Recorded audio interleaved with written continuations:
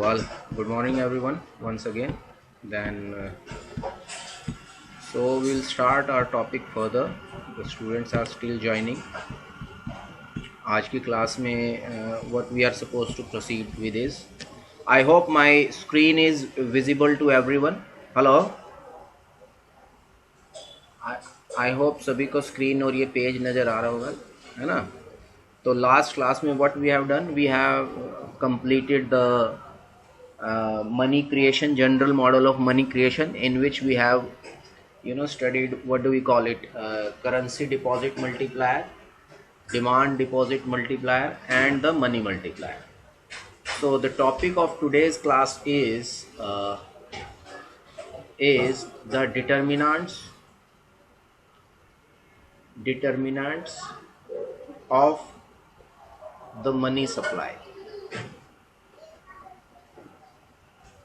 What are the factors that will determine what would be the money supply in the economy? This is what we are supposed to start with. That the determinants of money supply. Now see, in the last class what we have done is, we have seen that what are the factors that will cause a change in money supply in the economy. कि एक economy में money supply में change को कौन कौन से factors cause करते हैं, ये हमने देखा कि एक तरीके से लास्ट क्लास में, और जिसमें हमने इक्वेशन जो पढ़ी वो ये थी कि m is equals to CR plus 1 divided by CR plus RRD plus ERD. This is what we have seen in the last class, and here is the H. Now in this entire equation, if you can see, this is nothing but measure of money supply. This is the money supply, or sometimes we can also say that this is the stock of money in the economy. Sometimes it is called as the money supply, or sometimes interchangeably we can also say it, or we can also call it as money stock. Now look, this M is nothing but the what do we call it? M is nothing but the stock of money or money supply in the economy. Now let us see what other things are. If you go further, if you move further, then you can look at this part. This part is nothing but what do you call it? Money multiplier. This is what we have called it, money multiplier. And this H, what is this H? This H is nothing but high powered money,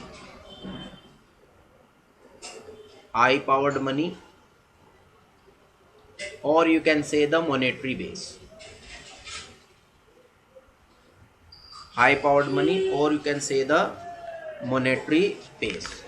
This is what it means. Now look at this. अब इसका मतलब क्या हुआ कि जो ये दो concepts हैं, एक तो मॉनेटरी बेस या हाई पावर्ड मनी जिसको हम लोग कह रहे हैं, और दूसरा है मनी मल्टीप्लायर। ये दो कंसेप्ट ऐसे हैं जिससे हमें पता चल रहा है, एक तरीके से हमें ये देखने को मिल रहा है कि भाई मनी का जो स्टॉक है इकोनॉमी में, या मनी सप्लाई जो है इकोनॉमी में, वो कितनी होगी। तो हम इन्हीं दो से तो डिटरमाइन कर रहे थे। अगर आप लास्ट क्लास में देखो जो हमने किया है मनी मल्टीप्लायर में, तो इन्हीं को तो देखकर हमने किया ये। Are you getting my point? Hello, है ना? इसी को देखकर हमने ये चीज करनी शुरू की है, ठीक है? इन्हीं को हम लोग कह रहे हैं। तो एक तरीके से अगर मैं इन जनरल कहूं तो मनी इन जनरल, या ब्रॉडली मैं कहूं कि ब्रॉडली एक तरीके से अगर मैं कहूं कि what are the determinants of money supply, तो क्या कहूंगा ब्रॉडली कि determinants of money supply can be categorized into two parts, you know. One is the money multiplier,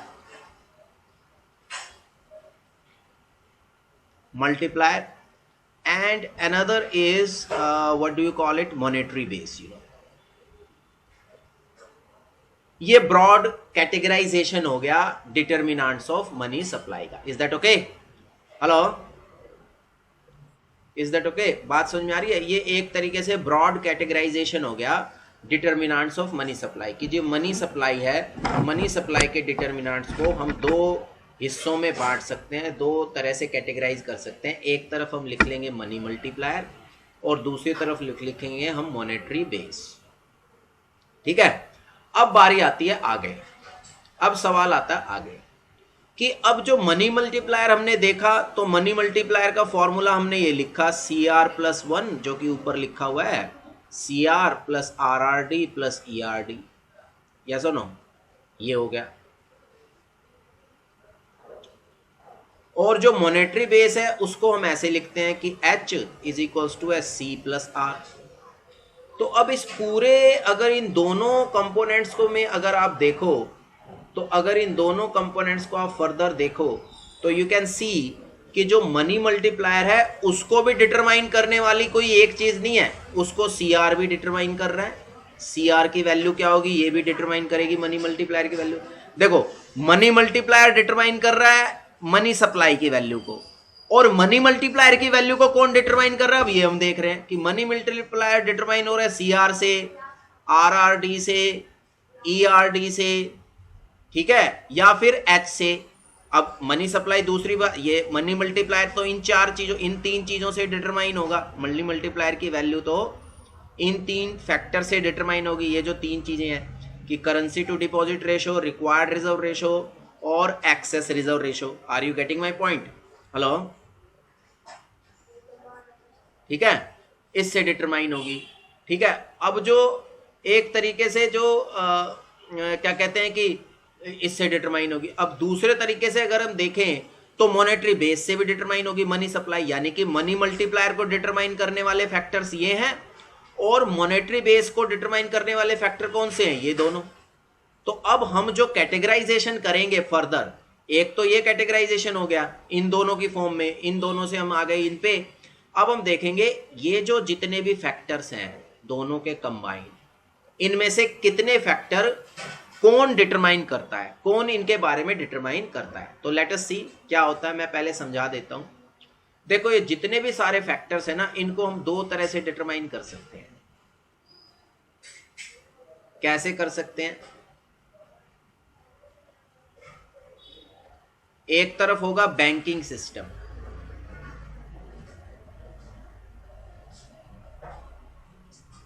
और एक तरफ है पब्लिक. ठीक है, एक तरफ है पब्लिक और एक तरफ है क्या कहते हैं, बैंकिंग सिस्टम. जो पब्लिक और बैंकिंग सिस्टम है, इनके बेसिस पर हम इन्हें कैटेगराइज कर सकते हैं. कैसे? बैंकिंग सिस्टम में दो बैंक हैं, दो तरह के बैंक होते हैं, जैसे मैंने आपको पहले ही बताया, हमने डिस्कस किया है. एक है सेंट्रल बैंक और एक है कमर्शियल बैंक्स.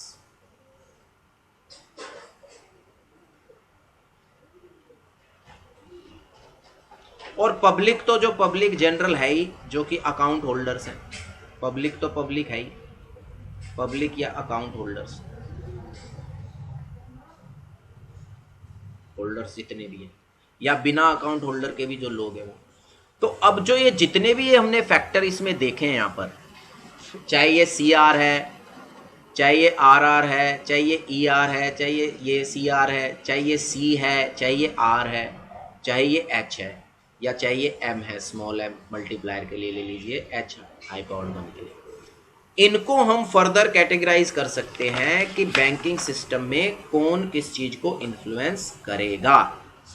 तो कुछ डिटर्मिनेंट्स तो होंगे किसके, हाँ, मेरे उसमें कुछ मम्मा के फोन में दिखाया कि ऐड अकाउंट उसमें जो कुछ मेरे फोन में चला लो, मेरा फोन ले लो, मेरा फोन देखो कहाँ रखा है. कुछ डिटर्मिनेंट्स तो क्या होंगे कि एक तरीके से क्या कहते हैं कि बैंकिंग सिस्टम के हिसाब से चलेंगे, और कुछ डिटर्मिनेंट्स जो होंगे वो पब्लिक के हिसाब से चलेंगे। बैंकिंग सिस्टम में दो इंस्टीट्यूशन है, एक तो सेंट्रल बैंक जिसको हम अपनी कंट्री में रिजर्व बैंक ऑफ इंडिया बोलते हैं, और एक होता है कमर्शियल बैंक, ठीक है, जिसको हम नॉर्मल भाषा में बैंक सिर्फ कहते हैं, ठीक है। तो हमारा बैंक से मतलब कमर्शियल बैंक से ही होता है आम भाषा में जब हम बात करते हैं, ठीक है। और पब्लिक हो गई, जो पब्लिक और आप और हम सब लोग हैं जिनके पास अकाउंट है, अकाउंट में डिपॉजिट भी रखते हैं और वो भी। तो अब एक बात ध्यान से देखिए, जो पब्लिक है उसके लिए तो मनी सप्लाई क्या है, एम, जो कि इज इक्वल्स टू है किसके, सी प्लस डी के, जो कि इक्वल्स है किसके, सी प्लस डी के, जो कि इक्वल है किसके, सी प्लस डी के बराबर है। यानी कि पब्लिक जो है वो मनी सप्लाई को ऐसे देख रही है कि पब्लिक इसको भी देख रही है और इसको भी देख रही है एक तरीके से, ठीक है। उसके बाद सेंट्रल बैंक क्या देख रहा है, सेंट्रल बैंक देख रहा है किस चीज को, सी प्लस आर को। सेंट्रल बैंक इन दोनों चीजों को देख रहा है एक तरीके से। उसके बाद कमर्शियल बैंक कैसे देख रहे हैं, कमर्शियल बैंक देख रहे हैं इसको कि रिजर्व कितने और डिपॉजिट कितने, या फिर लोन्स कितने, या सुनो लैंड करने के लिए लोन्स कितने, तो कमर्शियल बैंक इन सब चीज़ों को देख रहा है। तो उसके अकॉर्डिंगली अब हम कैटेगराइज करेंगे।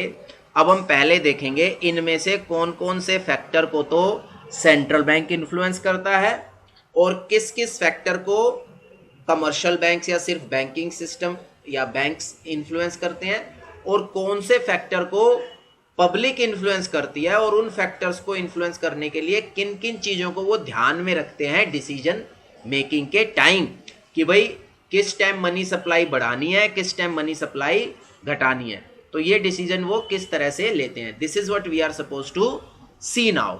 Is that okay with everyone? Hello, किसी ने इस चीज से रिलेटेड कोई सवाल पूछना है? कोई भी अपना क्वेश्चन पूछ सकता है, जितने भी स्टूडेंट हैं इनमें से।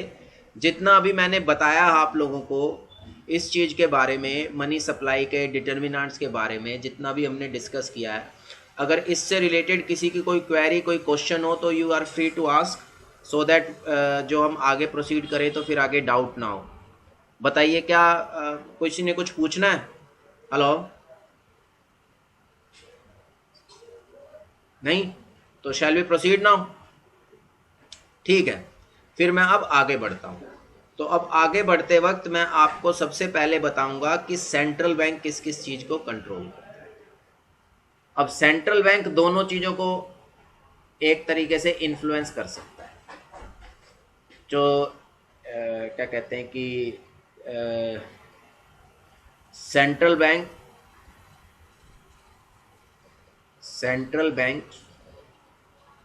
Determinants, central banks determinants of the money supply, कि सेंट्रल बैंक के कौन कौन से डिटर्मिनेंट होते हैं मनी सप्लाई के। यानी कि जो ऊपर हमने सारी चीजें देखी उसमें सेंट्रल बैंक किस किस चीज को, कौन कौन से पोर्शन को वो इन्फ्लुएंस कर सकता है। तो सेंट्रल बैंक की जो नजर होती है वो दोनों चीजों पर होती है। यानी कि सेंट्रल बैंक दो चीजों के थ्रू क्या कर सकता है, इन्फ्लुएंस कर सकता है किसको, मनी सप्लाई को। वो कौन कौन सी है? Let me right it first. The first part is monetary base,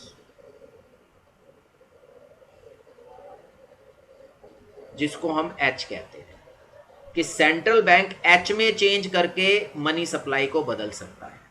H में चेंज कैसे करता है, कैसे नहीं करता है, वो भी हम डिस्कस करेंगे। अभी मैं सिर्फ बता रहा हूं क्या क्या नाम क्या क्या है उनके, यानी कि कौन कौन से फैक्टर्स हैं which can be included in the determinants of money supply by the central bank. The other one is the required reserve ratio. Required reserve ratio, or you can say RRD. Now you can see clearly कि अगर हम इसको ध्यान से देखते हैं तो money supply की इक्वेशन ये है हमारे पास।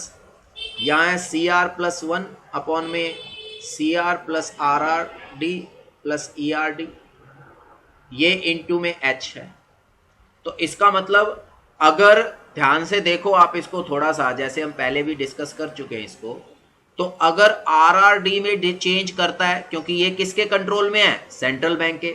सेंट्रल बैंक ही बताता है ना कमर्शियल बैंक को कि कितना proportion of, how much proportion of their total deposits a bank is suppose to keep at reserve with itself, yes और no? This is being determined by the central bank of an economy, isn't it? Now that means if the central bank decides this part, this ratio, then indirectly we can say that central bank is capable of influencing the value of money multiplier, isn't it? इसके through central bank क्या करेगा? Central bank can influence, or you can say the change the value of money multiplier, isn't it? multiplier, इसका मतलब है central bank जो है, central bank के हाथ में पावर होती है, सेंट्रल बैंक के पास ये पावर होती है, क्योंकि वो मॉनेटरी अथॉरिटी है इकोनॉमी में, कि वो एक तरीके से रिक्वायर्ड रिजर्व रेशियोज में चेंज करके एक तरीके से वो मनी मल्टीप्लायर, ये जो वैल्यू है, इस पूरी वैल्यू को इन्फ्लुएंस कर सकता है। मनी मल्टीप्लायर की वैल्यू को बढ़ा सकता है, मनी मल्टीप्लायर की वैल्यू को कम भी कर सकता है, जैसे चाहे वैसे वो कर सकता है, यानी कि एक तरीके से मनी मल्टीप्लायर की वैल्यू को चेंज कर सकता है। और सेंट्रल बैंक मॉनेटरी बेस को भी चेंज कर सकता है इसको। अब मॉनेटरी बेस को कैसे चेंज करता है? आपने 11वीं 12वीं क्लास में पढ़ा होगा, एक कंसेप्ट होता है open market operation.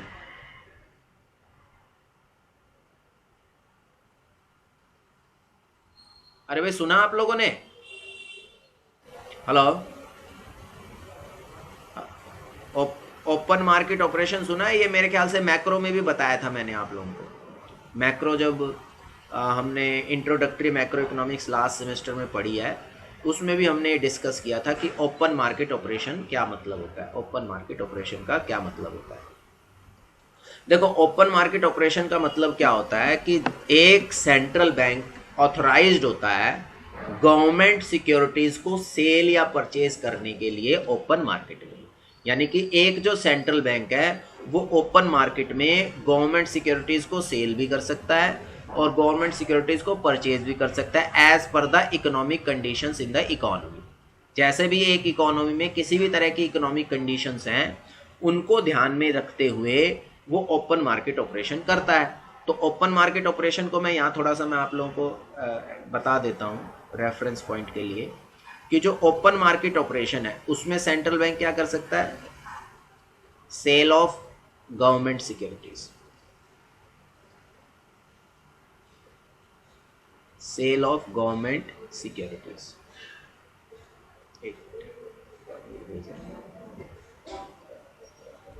Cell of government securities. पता नहीं मैं गलत क्यों लिख रहा हूँ बार बार, गवर्नमेंट सिक्योरिटीज। ठीक है, जब गवर्नमेंट सिक्योरिटीज सेल करेगा तो सपोज करो जैसे ये सेंट्रल बैंक है, ये सेंट्रल बैंक है, ठीक है, और ये यहाँ पर मान लीजिए पब्लिक है। पब्लिक से मतलब है इसमें बैंक्स भी आ गए, इसमें प्राइवेट प्राइमरी डीलर्स होते हैं, प्राइमरी डीलर्स भी आ गए, और public as a general public भी आ गई, लोग भी आ गए, इंडिविजुअल्स भी आ गए, एटसेट्रा।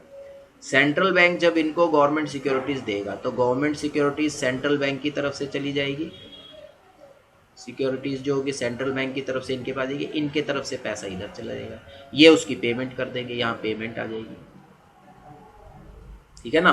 तो गवर्नमेंट सिक्योरिटीज को सेल भी कर सकता है और गवर्नमेंट सिक्योरिटीज को परचेज भी कर सकता है। जब सेल करेगा तो फंड्स सेंट्रल बैंक के पास आ जाएंगे, गवर्नमेंट सिक्योरिटीज यहाँ, यानी कि इकोनॉमी में मनी सप्लाई कम हो जाएगी, मनी सप्लाई कम हो जाएगी। क्यों?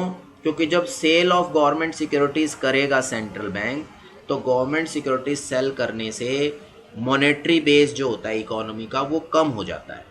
मॉनेटरी बेस कम क्यों हो जाता है? क्योंकि एक तरीके से अगर मान लीजिए सेल करता है सेंट्रल बैंक, तो उससे वो उसकी एवज में, अब सेंट्रल बैंक के हाथ में क्या होता है, H is equals to C plus R। तो सेंट्रल बैंक की जो बैलेंस शीट होती है वो कुछ इस तरह से, इसी तरह मैं ये परचेज का भी बता देता हूँ, फिर सेंट्रल बैंक की बैलेंस शीट के बारे में बात कर लेंगे। ये यहाँ पर आ गया परचेज ऑफ गवर्नमेंट सिक्योरिटीज। जब परचेज ऑफ गवर्नमेंट सिक्योरिटीज होंगे तो सेंट्रल बैंक क्या करेगा, यहाँ सेंट्रल बैंक है, ये सेंट्रल बैंक है। सेंट्रल बैंक ने परचेज करनी है, ये सपोज करो मैं यहाँ पब्लिक लिख रहा हूँ। Public means the same as we have written up, above this, you can see over here, public includes all this: bank, primary dealers, public individuals, etc. So now what happens, the government securities, when the central bank purchases the government securities, moves from public to this, and the central bank pays money to this, ये payment कर देगा। तो इससे क्या होगा, money supply बढ़ जाएगी, increase होगी। अब सेंट्रल बैंक की बैलेंस शीट कैसे दिखेगी, कि अब सवाल ये होगा कि भाई मनी सप्लाई कैसे बढ़ी घटी, और सेंट्रल बैंक ने अगर सेल किया तो हाई पावर्ड मनी कम कैसे हुई, ठीक है ना। तो लेट अस सी, हम देख लेते हैं कैसे कम हुई, ये मैं आप लोगों को समझा देता हूँ। Suppose let's make the balance sheet of a central bank. How does central bank observes, और what are the components of central bank's balance sheet? Suppose this is the central bank's balance sheet. This is the central bank's balance sheet. Now what's the situation here? We will write the assets, and here I'll write the amount, here I'll write the liabilities, and again the amount. Now the assets of the central bank are government securities,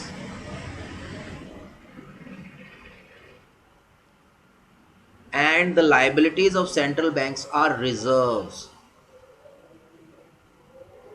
and what do you call it, currency.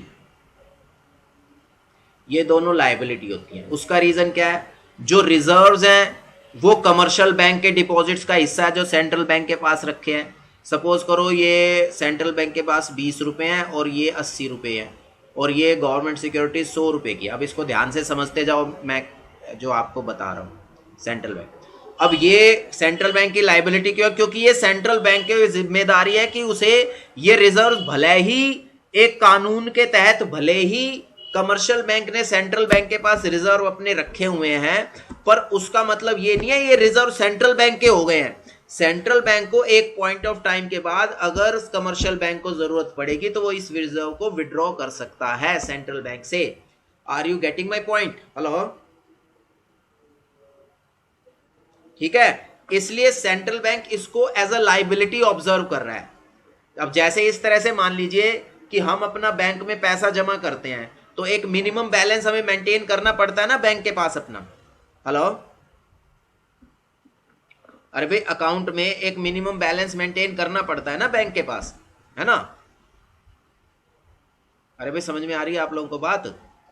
ठीक है। अब जो minimum balance रखते हैं हम bank के पास, भले ही वो बैंक की शर्त है कि आपको इतना मिनिमम बैलेंस मेंटेन करना पड़ेगा, पर जब अगर कभी हमें जरूरत पड़ती है तो हम उसको विड्रॉ कर सकते हैं ना। मना तो नहीं करता ना बैंक हमें उसको विड्रॉ करने के लिए। हेलो, नहीं, कुछ चार्जेस वो तब लगते हैं जब वो मिनिमम बैलेंस मेंटेन नहीं होता, ठीक है। पर एक तरीके से जो भी अगर मंथली मिनिमम बैलेंस चेक कर रहे हैं तो डेली विड्रॉल पे वो चेक नहीं करेगा आपके, वो मंथली चेक करेगा उसको। उसका एक टाइम होता है ना कि मिनिमम बैलेंस कैसे चेक करना है उसने, ठीक है। ठीक है, तो इसका मतलब क्या हुआ कि एक तरीके से चाहे वो मिनिमम बैलेंस हम बैंक में मेंटेन करें, चाहे उस पर थोड़ी बहुत पेनल्टी लगाए या नहीं लगाए, पर वो हमें विड्रॉ करने से तो मना नहीं कर सकता। वो तो उसकी लाइबिलिटी है कि हमें उसे उतना पैसा वापस करना पड़ेगा। हेलो, ऐसे ही रिजर्व सेंट्रल बैंक की लाइबिलिटी होती है रिजर्व को। रिजर्व को एक तरीके से क्या कहते हैं कि रिजर्व को एज अ लाइबिलिटी ऑब्जर्व करता है। ऐसे ही करेंसी को भी एज अ लाइबिलिटी ऑब्जर्व करता है, क्योंकि वो करेंसी भी उसे लोगों को प्रोवाइड करनी है। सेंट्रल बैंक तो करेंसी का अपने पास कुछ नहीं करता है। सेंट्रल बैंक तो अपनी करेंसी जो प्रिंट करता है वो लोगों तक पहुंचा देता है, डिस्ट्रीब्यूट कर देता है। तो ये दोनों को वो एज अ सेंट्रल बैंक क्या देखता है, एज अ लाइबिलिटी ऑब्जर्व करता है। और जो गवर्नमेंट सिक्योरिटीज़ है उसको central bank as an asset treat करता है। अब सपोज करो ये एक पब्लिक है, अब मैं एक कमर्शियल बैंक की बना देता हूँ यहाँ पर, कमर्शियल बैंक की बैलेंस शीट बना देता हूँ और कमर्शियल बैंक की बैलेंस शीट बना देता हूँ। ये इधर आ जाएंगे एसेट्स, यहाँ आ जाएगा अमाउंट, यहाँ आ जाएगी लाइबिलिटीज़, यहाँ आ जाएगा what do you call it amount. और ऐसे ही एक मैं मिस्टर एक्स कोई हैं उनकी बैलेंस शीट बना दूँ। ये मैं इंडिविजुअल है राम, राम की बैलेंस शीट है ये। Now you can look at this, this is the assets on this side, and what do you call it, this is this is assets, this is amount, here is the liabilities, here is the amount. All right, now let us see how does this works, you know। अब ये transaction कैसे होगी। Suppose करो यहाँ एक तरीके के reserves है, रिजर्व्स रखे हुए हैं कमर्शियल बैंक ने अपने पास, 20 रुपीज़ के रिजर्व्स है। एक्सेस रिजर्व्स जो है सपोज करो वो कुछ है ही नहीं। और लोन है, लोन दे रखा है लेट अस अज्यूम 80 रुपीज़ का लोन है। और यहाँ पर जो डिपॉजिट्स हैं वो 100 रुपीज़ के हैं, ठीक है। तो कमर्शियल बैंक की जो बैलेंस शीट है उसका टोटल इधर 100 है, ये भी 100 है। इधर जो सेंट्रल बैंक की बैलेंस शीट है लेट अस अज्यूम इसका भी टोटल दोनों तरफ से कितना है, 100 है। और ये भी क्या है, 100 है एक तरीके से। और ये इंडिविजुअल है, इंडिविजुअल के एसेट्स में मैं यहाँ लिख देता हूँ एक तरीके से होल्ड ऑन, एक तरीके से मैं यहाँ लिख देता हूँ राइट ओवर हियर। एक मिनट ठहरो ज़रा, ये मेरे ख्याल से पता नहीं हैंग हो गया क्या, हो गया ठीक। अगर मैं यहाँ लिख दूँ एसेट्स के रूप में कि ये डिपॉजिट है, तो डिपॉजिट उसका एसेट है। डिपॉजिट इसके 5 रुपए के डिपॉजिट हैं सपोज़ कर लो बैंक में, और इसके लाइबिलिटीज़ कोई ज़ीरो है। तो एक तरीके से इसकी यहाँ आ जाएगी नेटवर्थ। नेटवर्थ इस इंडिविजुअल की 5 है क्योंकि एसेट्स इसके 5 हैं और लाइबिलिटी 0 है। तो इसकी बैलेंस शीट इस तरह से नज़र आ रही है। Is that okay? Hello hello, ठीक है। अब सपोज करो सेंट्रल बैंक ने गवर्नमेंट सिक्योरिटी 5 रुपए की गवर्नमेंट सिक्योरिटी बेची मार्केट में और राम ने खरीद ली। तो अब राम खरीदेगा तो ट्रांजैक्शन कैसे होगी, लेट अस सी दैट। कि सेंट्रल बैंक ने 5 रुपए की गवर्नमेंट सिक्योरिटी बेची और वो राम ने खरीद ली, ठीक है भाई। तो अब सेंट्रल बैंक में कैसे ट्रांजैक्शन होगी, मैं सेंट्रल बैंक में क्या चेंजेस आएंगे, लेट अस सी दैट।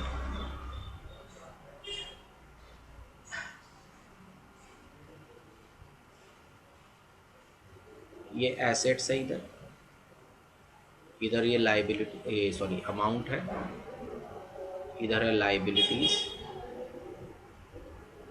इधर ये अमाउंट है, ठीक है।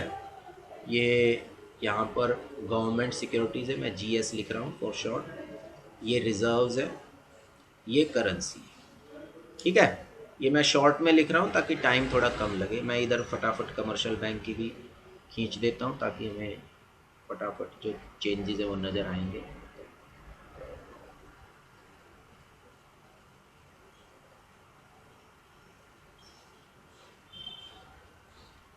कमर्शियल बैंक है, this is commercial bank.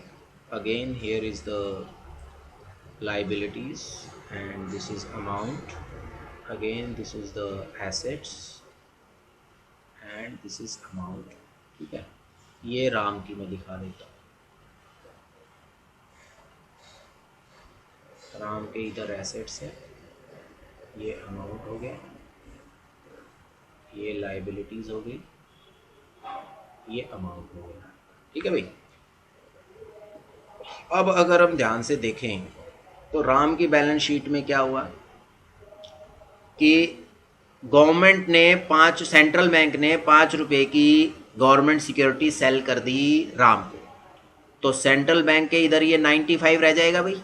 Is that okay? इतनी बात समझ में आई है? हेलो, ठीक है. अब राम का सपोज करो, राम का अकाउंट, ये मैं बताना भूल गया, मैं अब बता देता हूँ एज एन अजम्पशन. राम का अकाउंट है इस कमर्शियल बैंक में. अब राम ने चेक काट दिया सेंट्रल बैंक के नाम का. Is that okay? हेलो, ठीक है. राम ने चेक काटा तो कमर्शियल बैंक जो होंगे, ये रिजर्व है यहाँ 20 और ये एक्सेस रिजर्व तो कुछ है ही नहीं, ये रिक्वायर्ड रिजर्व 20 है और लोन है कितना 80 का है लेट अस से. तो राम ने जैसे ही चेक काट के दिया तो बैंक का जो डिपॉजिट्स थे वो 100 रुपए के डिपॉजिट घटकर कितने रह जाएंगे? 95 के. हेलो, और यहाँ ये जो डिपॉजिट राम का है ये 0 नजर आएगा क्योंकि ये तो चला गया वहां पर. ठीक है. नेटवर्थ इसकी 5 ही रहेगी. नेटवर्थ जो होगी राम की वो 5 ही रहेगी क्योंकि जैसे ही डिपॉजिट्स गए 5 रुपए के, यहां पर गवर्नमेंट सिक्योरिटीज आ गई 5 रुपए की. यस और नो? हेलो, तो राम की बैलेंस शीट वही रही, 5 के 5 उसके पास है. बस पहले वो डिपॉजिट के फॉर्म में थे एसेट्स, अब गवर्नमेंट सिक्योरिटीज की फॉर्म में एसेट्स हैं. तो एक तरीके की राम की जो बैलेंस शीट है वो बैलेंस्ड होगी ऐसे. ठीक है भाई. अब राम ने तो चेक काट के दे दिया. अब कमर्शियल बैंक को देने हैं 5 रुपए सेंट्रल बैंक को. हेलो, अब कमर्शियल बैंक को सेंट्रल बैंक ने देने हैं पैसे. तो सेंट्रल बैंक क्या कहेगा? सेंट्रल बैंक कहेगा भाई एक काम करते हैं कि क्योंकि देखो पेमेंट कैसे हो गए कि 5 रुपए इसकी तरफ से जाएंगे, यहां पर सेंट्रल बैंक के पास जाएंगे 5 रुपए, ये जाने हैं. तो सेंट्रल बैंक क्या कहता है कि भाई जो मुझे तुम्हारे 20 रुपए देने थे ना, ये क्योंकि ये बैंक की लाइबिलिटी थी ना सेंट्रल बैंक की. हेलो, तो सेंट्रल बैंक कहता है मुझे तुम्हें जो ये 20 रुपए देने थे ना, मैं तुम्हारे ये अब 15 कर रहा हूं, यानी कि अब मुझे तुम्हें सिर्फ 15 रुपए वापस करने हैं. तो सेंट्रल बैंक ने रिजर्व्स क्या कर दिए? कम कर दिए. कितने रुपए से? 5 रुपए से. Is that okay? ठीक है. यानी कि ये कुछ इस तरह से है जैसे तुमने मुझे 5 रुपए देने और मेरे पास तुम्हें 5 रुपए, मेरे पास तुम्हारे 20 रुपए, मैंने तुम्हें 20 रुपए देने हैं और अब तुम मुझे 5 रुपए की तुम्हें पेमेंट करनी है किसी वजह से. तो मैं कहता हूं अब तुम 5 की नहीं, अब मैं तुम्हें 15 दे दूंगा, बस खत्म बात होगी, है ना?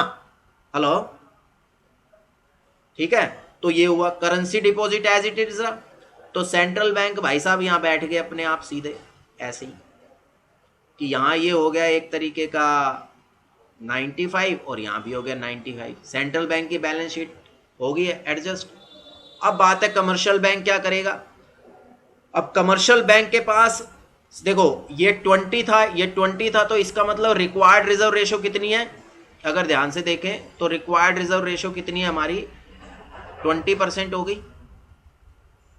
कि अगर किसी कमर्शियल बैंक के पास 20 रुपए के रिजर्व्स है तो वो 100 रुपए के डिपॉजिट्स क्रिएट कर सकता है. Is that okay? हेलो, अब अगर सेंट्रल बैंक कह रहा है कमर्शियल बैंक को कि तुम्हारे रिजर्व्स अब 20 रुपए से 15 रह गए हैं, तो ये अब ये 20 रुपए नहीं रहेंगे, यहां अब ये कितने दिखेंगे उसे? 15. हेलो, कितने दिखेंगे? 15 रुपए दिखेंगे. Yes no? 15 दिखेंगे. अब 5 रुपए से रिजर्व कम हुए हैं, तो मनी सप्लाई 25 रुपए से कम होनी चाहिए। ये जो डिपॉजिट्स हैं, अगर देखो 20 रुपए के रिजर्व्स थे तो 100 रुपए के डिपॉजिट्स क्रिएट कर सकता था बैंक, यानी कि 1/20, 1/0.20, 20% के हिसाब से पॉइंट हट गया, 2 जीरो आ गए, 2 5 जा, यानी कि रिक्वायर्ड रिजर्व टोटल रिजर्व्स का 5 टाइम्स आप डिपॉजिट्स क्रिएट कर सकते हो, कि जितने रिजर्व्स हैं उसका 5 गुना आप क्रेडिट क्रिएट कर सकते हो या डिपॉजिट क्रिएट कर सकते हो। तो आपने ये किया। अब 15 का टोटल डिपॉजिट कितना है? 25। 15 का 5 गुना कितना होगा? 75। हेलो, तो एक्चुअल में ये डिपॉजिट कितने के होने चाहिए? 95 के नहीं, ये कितने के होंगे? 75 के। यानी कि हाँ, अब ध्यान से सुनो, अब ये जो 75 के डिपॉजिट्स कम हुए हैं, यानी कि अब 95 नहीं रहे डिपॉजिट, अब कितने बनेंगे? 75। अब सवाल है, ये जो 75 के डिपॉजिट हुए हैं, पर इधर तो ये 95 का टोटल आ रहा है, ये कैसे एडजस्ट होगा? तो ध्यान से देखो, मेरी बात ध्यान से सुनना फिर से। ये जो 25 रुपए कम हुए हैं, इन 25 रुपयों में से 5 रुपए तो राम के वैसे ही कम हो गए थे जब राम ने विड्रॉ किए थे। हेलो हेलो, बाकी के कितने रह गए? 20 रुपए। अब 20 रुपए और कम किए उसने, यानी कि एक तरीके से 5 रुपए पहले कम हो गए और क्या कहते हैं कि 20 रुपए बाद में कम हुए, तो एक तरीके से 75 रुपीज रह गए हमारे पास। ये पर यहां देखो, ये 100 थे ना डिपॉजिट, 100 से 25 घटाओगे तो 75 बनेगा ना? नहीं आई बात समझ में? 100 में से 100 के डिपॉजिट थे ना, 100 में से 25 घटाओगे तो 75 बचेगा। यहां से यहां तो 20 रुपए ही तो कम हुए सिर्फ, पर यहां से अगर देखेंगे तो 25 रुपए कम हुए, क्योंकि 5 तो राम पहले ही निकाल के ले गया पेमेंट करने के लिए। Is that okay? ठीक है। अब देखो, जो कमर्शियल बैंक है, अब सेंट्रल बैंक ने रिजर्व कम कर दिए, अब कमर्शियल बैंक इसमें क्या करेगा? कमर्शियल बैंक लोगों से अपने लोन वापस मंगाएगा 20 रुपए के। कहेगा भैया क्यों? क्योंकि इधर का बैलेंस शीट में लायबिलिटीज उसकी कितनी है? 75 की। ठीक है, तो बैलेंस शीट को बराबर करने के लिए इधर का टोटल कितना रहा? 95। तो कमर्शियल बैंक क्या कहेगा? कुछ लोगों को कहेगा कि भैया जो लोन मैंने आप लोगों को दिया था या सैंक्शन किया था, उनका लोन कैंसिल कर देगा, या कुछ ना कुछ ऐसा करेगा जिससे लोन कम होकर 60 रुपीज हो जाएंगे, 20 रुपए के लोन घटा देगा ये। तो ये इधर भी 75 और इधर भी 75। क्या इतनी बात समझ में आई है? हाँ बोलो बोलो, क्या कंफ्यूजन? 5 रुपए तो राम ने निकाल लिए, तो अब एक मिनट देखो, अभी सपोज करो राम ने 5 रुपए नहीं निकाले होते तो ये 100 रुपए होता। क्यों? क्योंकि 20 का 5 गुना 100 रुपए होता है। देखो ना, मैंने आप लोगों को जब क्रेडिट क्रिएशन का प्रोसेस जब हमने डिस्कस किया था, तो क्रेडिट क्रिएशन के प्रोसेस में मैंने बताया था कि टोटल डिपॉजिट्स क्रिएटेड और total credit created is equals to होता है 1/r times the initial deposit. Hello, ठीक है, तो आप इसको ऐसे देख लीजिए, तो 1/r करके देखो कितना आ रहा है, 1/20% करके देखो कितना आएगा, 1/0.20 पॉइंट हट गया, 2 0 25 5 आ गया। यानी कि जितने भी रिजर्व्स हैं उसके 5 गुना आप डिपॉजिट क्रिएट कर सकते हो। यही तो मतलब हुआ ना? ठीक है, तो अगर 100, इसको दोनों तरह से देख लो, या तो ऐसे देख लो कि 20 रुपए के रिजर्व्स हैं तो 100 रुपए के डिपॉजिट क्रिएट कर रखे हैं, या इसको ऐसे देख लीजिए 100 रुपए के डिपॉजिट्स हैं तो 20 रुपए के रिजर्व, 20% ही आ रहा है ना, ये इसका 5 गुना है और ये इसका 20% है। Is that okay? अब रिजर्व अगर सेंट्रल बैंक ने घटाकर 15 रुपए कर दिए, जबकि रिजर्व रेशो 20% ही है, रिजर्व रेशो चेंज नहीं किया है, रिजर्व चेंज किए हैं, दोनों बातें अलग है। रिजर्व रेशो चेंज नहीं किया है, रिजर्व चेंज किए हैं। किस कारण? क्योंकि गवर्नमेंट सिक्योरिटीज उसने सेल कर दी हैं, तो उसने अपने पास जो रिजर्व थे वो घटा दिए हैं। यस और नो? ठीक है, तो अब रिजर्व कम किए, तो अब जब ये 20 से 15 करेगा तो ये बैंक कितने डिपॉजिट क्रिएट कर पाएगा? 15 का 5 गुना, 75 रुपए ना, है ना? अब वो 75 रुपए यानी कि 25 रुपए से डिपॉजिट्स घट जाएंगे। पहले 100 रुपए डिपॉजिट से अब डिपॉजिट कितने रह जाएंगे? 75 रुपए। हेलो, ठीक है, तो अब जो ये 75 रुपए घटे हैं और ये जो 25 रुपए घटे हैं, ये कैसे घटे हैं? 5 रुपए तो राम ने निकाल लिए, ठीक है, और हेलो, और 20 रुपए से वो अपने लोन्स कम कर देगा। इधर जिन लोगों के लोन उसने सैंक्शन कर रखे होंगे, 20 रुपए तक के लोन उनके कैंसिल कर देगा, कह देगा भाई मैं 60 रुपए तक ही लोन दे सकता हूं, 20 रुपए और एक्स्ट्रा में लोन नहीं दे सकता। तो इधर से लोन को भी रिड्यूस कर देगा और इसको भी रिड्यूस कर देगा, तो इधर भी 75 हो गया, इधर भी 75, ये बैलेंस शीट भी टैली कर गई। Is that okay? इसमें किसी को कोई डाउट, कोई शक्को शुबा हो तो फिर पूछ लो, मैं फिर रिपीट करने को तैयार हूं। हेलो, किसी भी स्टूडेंट को कोई डाउट है? हेलो, अरे भाई सभी लोग एक बार हाँ या ना के रूप में बोल दीजिए अपना अनम्यूट करके। किसी को कोई सवाल पूछना है इसकी रिगार्ड में? ये मैं क्या देख रहा हूं कि स्टूडेंट की प्रेजेंस तो दिखा रहा है 32, यानी कि 31 स्टूडेंट्स ने ज्वाइन कर रखा, और अटेंडेंस लगा रखी है 39 ने। ये क्या चक्कर है भाई?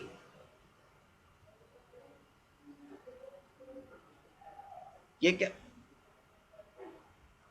अब ये चेक कर लेना आप लोग, क्योंकि किसी की गलत मिलेगी तो उसकी फिर अटेंडेंस में प्रॉब्लम रहेगी, वो कम ज्यादा हो जाएगी। पहले बता रहा हूं बात में, फिर बाद में रोना नहीं कि सर मैं प्रेजेंट था, नहीं था। अब शरारत नहीं करना आप लोग, क्लास में हो तो क्लास में प्रेजेंट रहो, क्लास को लॉग इन करके कहीं दाएं बाएं मत भागो, ठीक है? चलिए हम आगे बढ़ते हैं, हम आगे बढ़ते हैं। आगे क्या है? अब इस सिचुएशन में देखो आप कि मनी सप्लाई देखें, तो मनी सप्लाई देखें, अगर हम मनी सप्लाई देखेंगे तो मनी सप्लाई क्या होता है? C प्लस डी, और हाई पावर्ड मनी क्या होता है? H is equals to C plus R। Hello hello hello, हाँ, M इज इक्वल्स टू क्या होता है? C प्लस डी, और H इज इक्वल्स टू क्या होता है? C प्लस R, ठीक है? तो अब पहले इस सिचुएशन में देखते हैं, जब बैंक ने गवर्नमेंट सिक्योरिटीज सेल नहीं किया है, तो C प्लस R कितना आ रहा है? C कितना है? 20, C कितना है? 80, R कितना है? 20। 80 प्लस 20, एक मिनट होल्ड कीजिए आप लोग, जरा 1 मिनट के लिए रुकिए।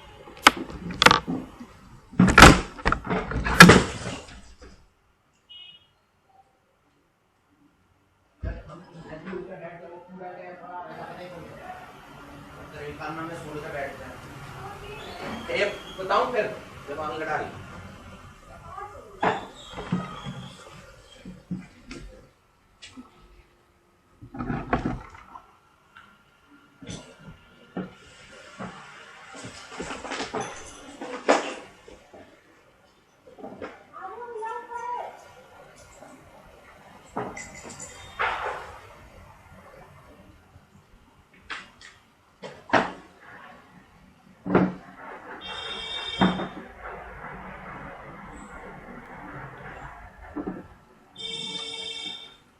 हेलो, हाँ, तो ये देखो H इज इक्वल्स टू क्या है? C plus R। C plus R, C कितना है? 80, R कितना है? 20, तो टोटल कितना हो गया? 100। टोटल कितना हो गया? 100, ठीक है? अब है C plus D। C plus D देखते हैं, डिपॉजिट्स कितना है? 100, करेंसी कितनी है? 80, तो मनी सप्लाई कितनी हो गई? 180। Is that okay? Hello hello, ठीक है? उसके बाद यहां पर देखो, M is equals to C plus D. C कितना है? 80, प्लस D कितना है? 75, तो C प्लस डी कितना हो गया? 155। C प्लस डी कितना हो गया? 155, ठीक है? अब इधर देखिए, ये है H। H कितना है? C प्लस R, तो C प्लस आर, सी कितना है 80, आर कितना है 15, तो ये कितना आ गया 95। अब ये देखो कि जो मॉनेटरी बेस था, मॉनेटरी बेस क्या हो गया है, कम हो गया। ये देखो गवर्नमेंट सिक्योरिटी सेल करने से 100 से 95 हो गया है। मनी सप्लाई भी घट गई है, 180 से 155 हो गया है। Is that okay? Hello, is that okay with everyone? अरे भाई समझ में आया ये आप लोगों को? ठीक है, तो इसका मतलब ये है कि जब ओपन मार्केट ऑपरेशन में सेंट्रल बैंक एक तरीके से सेल करता है गवर्नमेंट सिक्योरिटीज से, तो मनी सप्लाई कम होती है। क्यों कम होती है? क्योंकि मॉनेटरी बेस कम हो जाता है। मॉनेटरी बेस कम हो जाता है। ठीक है, कि मॉनेटरी बेस भी कम हो जाएगा, यानी कि हाई पावर्ड मनी भी कम। और जब परचेज करेगी तो इसका अपोजिट लगा लीजिए, तो मॉनेटरी बेस बढ़ जाएगा, मॉनेटरी बेस बढ़ जाएगा। ठीक है ना, जब ये बढ़ेगा तो मनी सप्लाई भी बढ़ जाएगी। इसका अपोजिट करके देख सकते हैं। तो इसका मतलब हो गया कि मनी सप्लाई का एक डिटर्मिनेंट हो गया मॉनेटरी बेस, कि मॉनेटरी बेस को चेंज करके सेंट्रल बैंक मॉनेटरी बेस को चेंज करके एक तरीके से मनी सप्लाई को क्या कर सकता है, चेंज कर सकता है। मनी सप्लाई को क्या कर सकता है, चेंज कर सकता है। यानी कि एच को चेंज करेगा और जिससे क्या होगा, मनी सप्लाई चेंज हो जाएगी। यानी कि एक तो सेंट्रल बैंक मनी सप्लाई को चेंज कर सकता है थ्रू एच, जिसको हमने अभी देखा monetary base. Is that okay with everyone? Hello, क्या ये समझ में आया आप लोगों को? इसमें कोई डाउट, कोई सवाल पूछना चाहता है कोई? इसमें कोई डाउट या कोई सवाल पूछना चाहता है कोई इससे related? Hello, let me see everyone. सब अपना वीडियो ऑन कीजिए सभी लोग जरा ना। Let I just want to see everyone's face, you know. अब 31 कैंडिडेट्स दिखा रहा है ये मुझे। अब कौन कौन है, मैं जरा सबकी शक्लें देखकर अटेंडेंस ले रहा हूं। जरा सब अपना वीडियो ऑन कीजिए, सभी लोग, सभी लोग अपना वीडियो ऑन कीजिए फटाफट। सभी लोग अपना वीडियो ऑन कीजिए। Late me see your faces. और कौन कौन है? अब श्रेया गुप्ता ने अब ज्वाइन किया। ये श्रेया गुप्ता कहां पर है? ये मुझे श्रेया गुप्ता का फेस देखना है।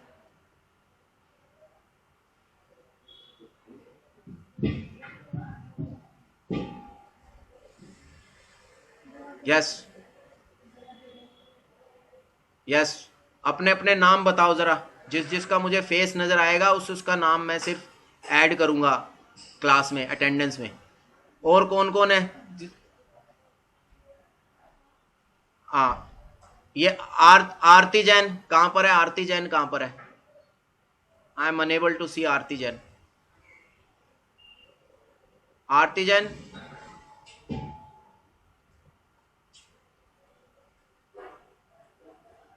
कहां पर है आरती जैन? ये क्लास में मेरे को दिखा रहा है 29 पीपल दिखा रहा है। अब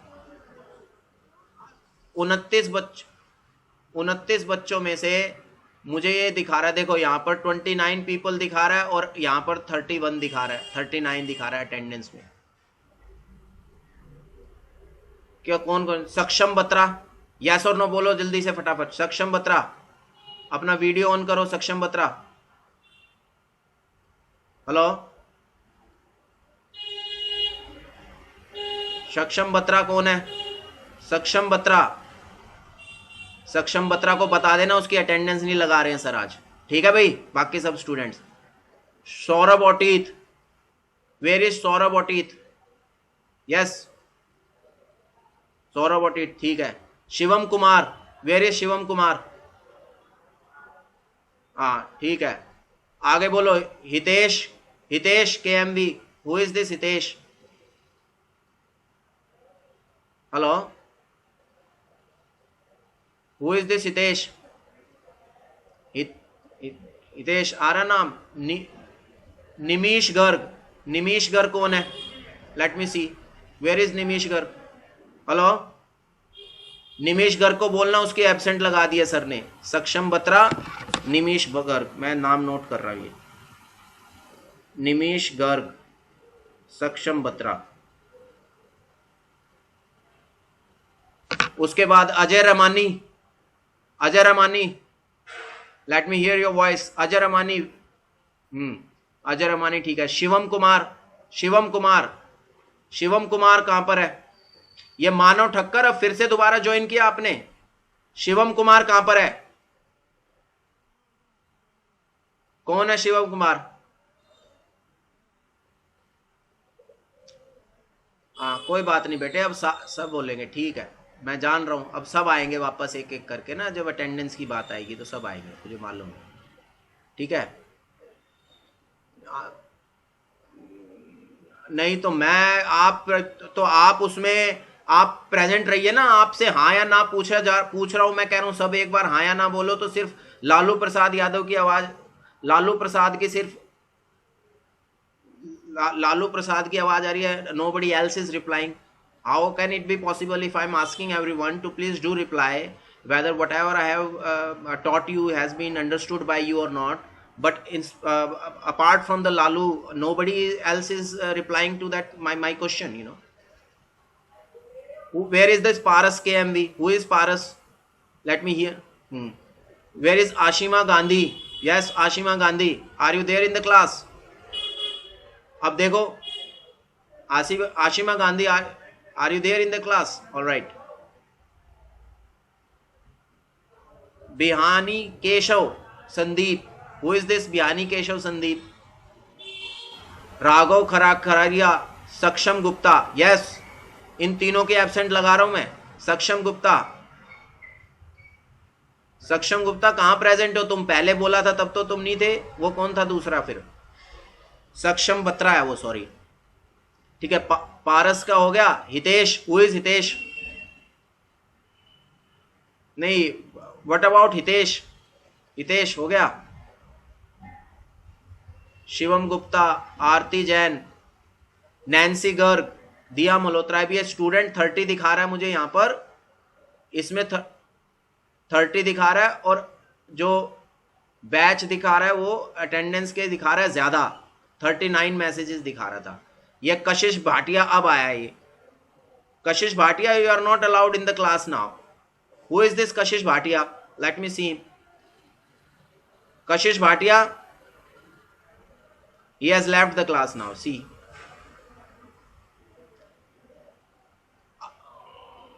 नैन्सी, ऑल राइट। अब ये आप ध्यान रखिए, आप लोग अपने जितने लोग होते हैं सिर्फ उतने ही लोग अटेंडेंस लगाए, अदरवाइज मैं एब्सेंट मार्क कर दूंगा। जिसकी आवाज मुझे सुनाई नहीं दी या मैं कुछ पूछ रहा हूं उसने रिप्लाई नहीं किया, तो he or she will be marked absent. So you are supposed to be present in the class constantly. ऐसा नहीं है कि आप लॉग इन करके आप दाएं बाएं चाय पीने चले गए हैं, घूमने फिरने चले गए हैं और कह रहे हैं चलो लॉग इन तो कर रखा है, प्रेजेंट तो लगी गई है हमारी। ऐसा नहीं चलेगा, ठीक है। तो इसको देख लीजिए। तो हमने क्या डिस्कस किया अभी तक? I hope you all are able to see the screen. Is the screen visible to everyone? Is the screen visible to everyone? Now let us see. So this is how you can see, this is how through the monetary base how the central bank affects the, what do you call it, money supply in the economy। यानी कि H को change करके central bank कर सकता है।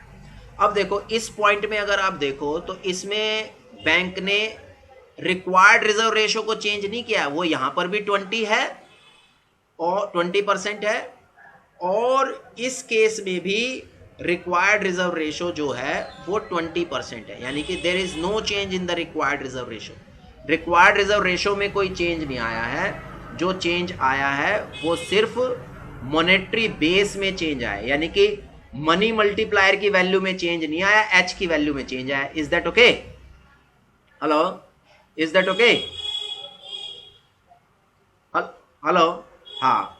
अब हम देखते हैं कि रिक्वायर्ड रिजर्व रेशो, अब हम देखेंगे कि रिक्वायर्ड रिजर्व रेशो में चेंज करके कैसे वो मनी मल्टीप्लायर की वैल्यू को चेंज करता है, कैसे मनी मल्टीप्लायर की वैल्यू चेंज होती है और मनी सप्लाई पे कैसा इंपैक्ट पड़ता है। Let us see that through the required reserve ratio.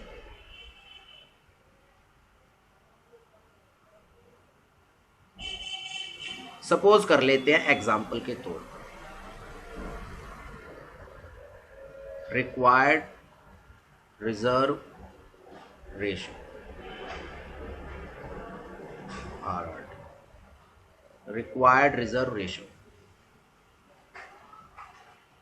Suppose CR is something like let us assume 0.25. all right, RRD is 0.20, let us assume, and ERD is, let us assume, 0.05, and monetary base in the economy is let us assume 1 lakh rupees.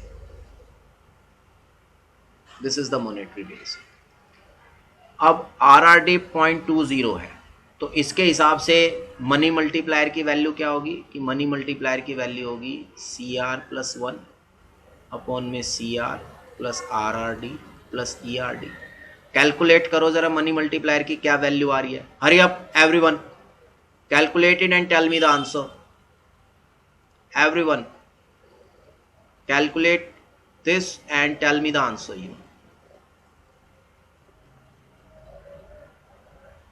मैंने money multiplier की value बोली है, money supply की नहीं पूछी अभी. Money multiplier की value बताओ.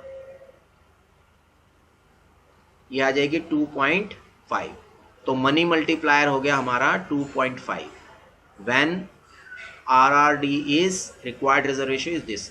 And what about the money supply? Money supply will be M into में H. So this will comes out to be 2.5 into में 1 lakh. So this would be equals to 2,50,000 is the answer, money supply. Now let us assume, let us increase